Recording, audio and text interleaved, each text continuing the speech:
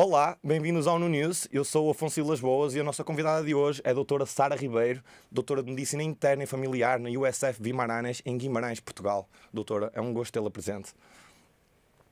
Obrigada, Afonso. Obrigada pelo convite. Também é um gosto ter aqui hoje para falar aqui um bocadinho convosco. Obrigado, doutora. 8 em cada 10 casos de diabetes tipo 2 poderiam ser evitados com mudanças no estilo de vida.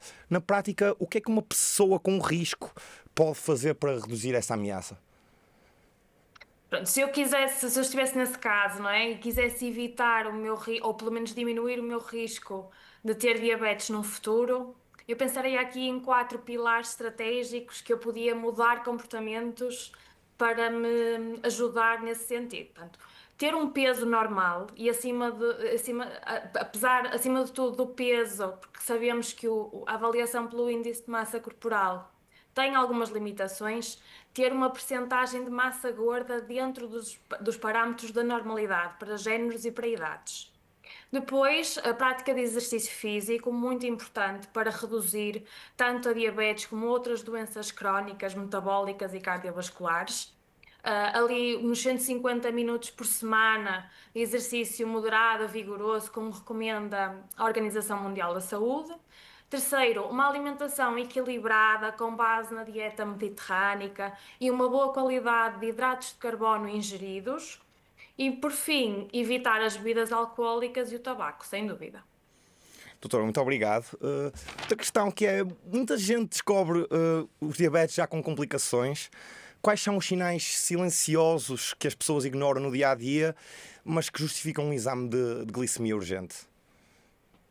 Sim, é verdade, a diabetes, quando dá sinais, já é demasiado tarde, portanto, já é quando a pessoa teve um infarto ou teve um acidente vascular cerebral. E, mas por outro lado, e infelizmente, não há assim grandes sinais nem sintomas muito específicos. Quando é que podemos suspeitar?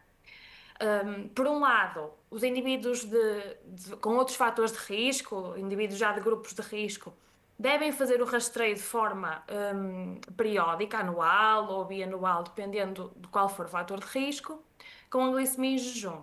Por outro lado, se um indivíduo apresentar uma sede excessiva, uma fome sempre sem controle, um emagrecimento marcado, abrupto, vontade de urinar muito frequente ou alterações de visão, podem ser aqui alguns sintomas que nos devem alertar para esse problema. No entanto, nem todas as pessoas que apresentam estes sintomas têm diabetes e é possível, lá está, ter diabetes sem ter completamente nenhum sintoma. Doutora, para quem já vive com diabetes, qual é que é a maior mentira que ainda contam sobre o controle da doença e qual é que é a verdade prática que muda o dia a dia? É assim, eu acho que a maior mentira e mesmo os doentes vêm a dizê-la, é que a única maneira de controlar a minha diabetes é se eu não comesse açúcar nenhum. O que é uma grande mentira, porque o nosso corpo precisa de açúcar para funcionar, não é? O cérebro precisa de glicose para pensar, os músculos precisam de glicose para trabalhar. Agora aqui o grande cerne da questão é qual vai ser a minha fonte de açúcar. Portanto, eu posso escolher fontes muito boas de hidratos de carbono que só me vão beneficiar o meu controle da glicemia. Doutora, como sabe, os monitores contínuos de glicose são muito caros hoje em dia. Existe alguma estratégia barata e eficaz, como apps, tiras, jejum intermitente, que a doutora recomende para quem não tem acesso a esses sensores? Esta pergunta é interessante porque ainda acho que há uma acaba por ser um mito também e uma falsa verdade apregoada, que é nem todos os doentes diabéticos vão precisar de fazer ou têm indicação formal de fazer monitorização da glicemia. Aliás, uma grande parte deles estão controlados com medidas de estilo de vida ou mesmo antidiabéticos orais, aqui sempre a falar da diabetes tipo 2. E esses não têm indicação formal para fazer a monitorização. Por outro lado, aqueles que estão a fazer insulina, os insulinodependentes ou insulinotratados, esses sim já é diferente.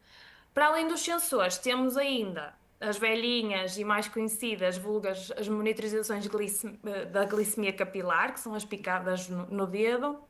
Mas também agora, neste momento, já temos algumas aplicações para o telemóvel desenhadas, que já estão mesmo emparelhadas com os dispositivos de avaliação por Bluetooth e dá logo acesso a um gráfico, uma monitorização um bocadinho mais rigorosa que também ajuda aos doentes a terem noção de como é que está o seu açúcar no sangue.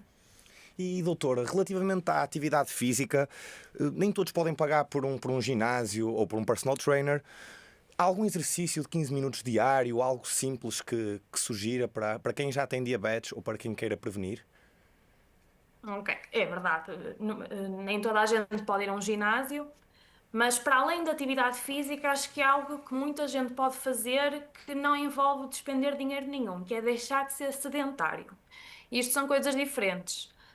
Muita gente no mundo que corre, industrializado, tem trabalhos sedentários de secretária. E algo que podem fazer logo e vai mudar muito, a maneira como o corpo vai responder ao resto das questões, a cada 30 a 60 minutos levantar, dar uma pequena caminhada, alongar, fazer uns estiramentos, uns alongamentos, vai resultar. Agora, outra coisa é a atividade física. Não é preciso ir para a máquina mais diferenciada de um ginásio para ter resultados e resultados no controle metabólico e de peso. O que é que se entende por atividade física moderada?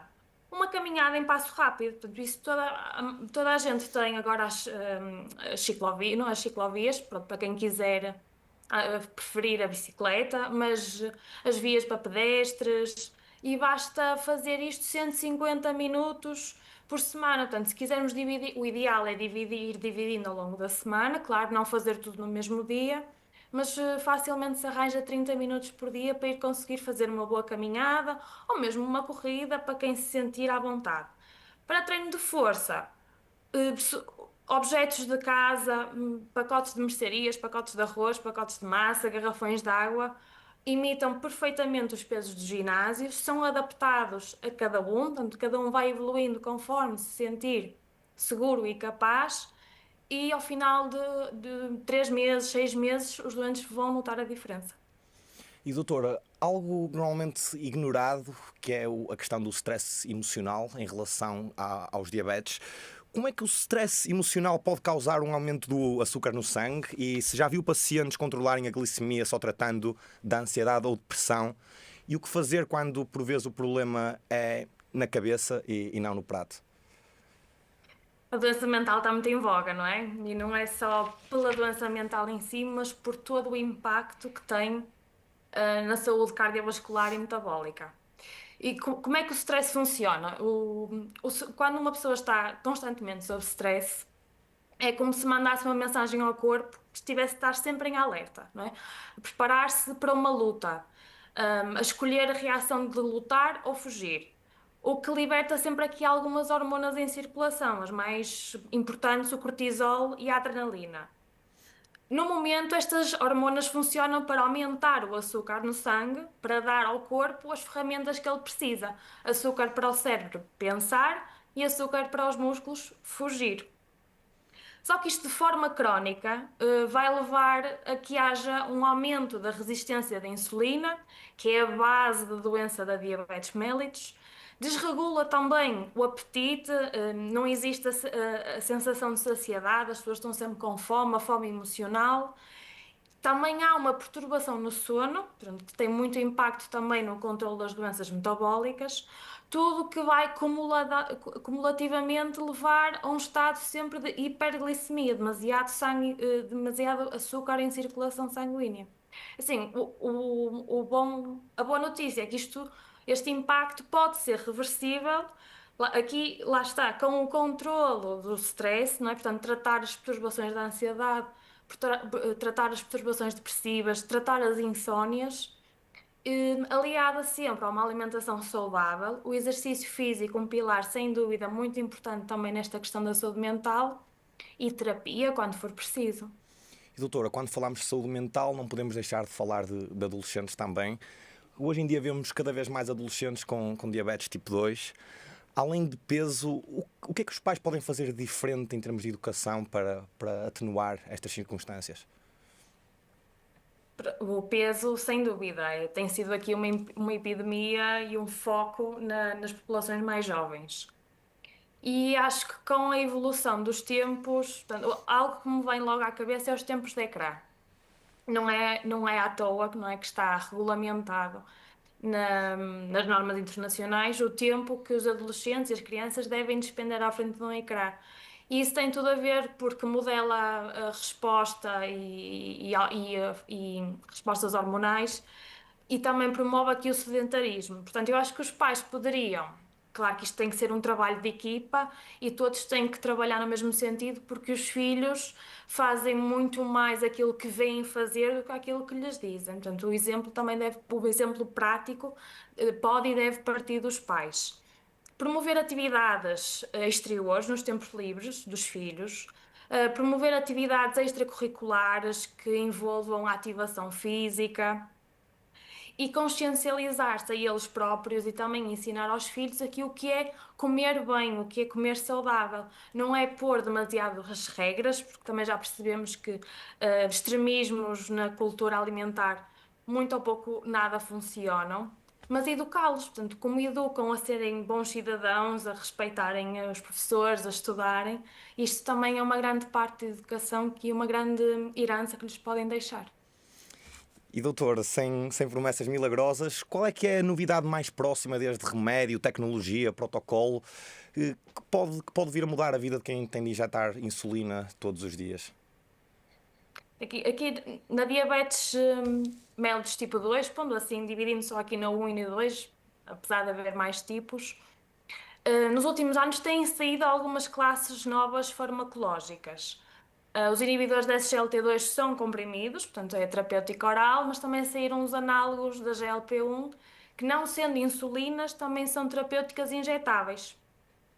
No campo da diabetes mellitus tipo 1, portanto, assim, mais numa base autoimune, sei que estão a haver alguns ensaios e investigações que se baseiam muito em terapia genética, em terapia celular e já mostraram alguns resultados promissores, mas estão assim numa fase muito inicial.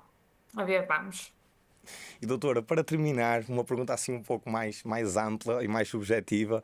Se a doutora pudesse colocar um aviso no frigorífico de casa, o que colocaria como um aviso sobre o viver bem com ou sem diabetes?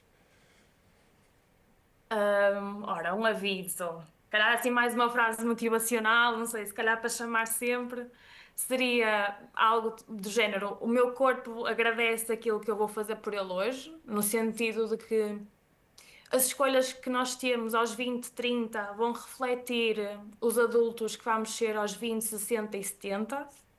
E também, se calhar, o equilíbrio não é perfeição, é consistência. No sentido de que as pessoas podem continuar a ter os momentos sociais, os momentos em família, que gostam, porque isso também dá saúde, traz bem-estar, dá prazer. Agora, isto acontece uma vez, não pode ser a regra para todo o mês. Eu digo muito aos meus doentes, o Natal é um dia, dois no limite, portanto, não pode haver aqui justificação nem desculpas para as análises virem descontroladas e culpar o Natal. Pronto, é no sentido deste ser uma consistência, de permitir haver estes pequenos exageros quando eles são assim requeridos, mas depois o resto compensar. Doutora Sara, muito obrigado pelo seu tempo e desejo-lhe todo o sucesso. Muito obrigada, Obrigado. foi um gosto estar aqui. Obrigado.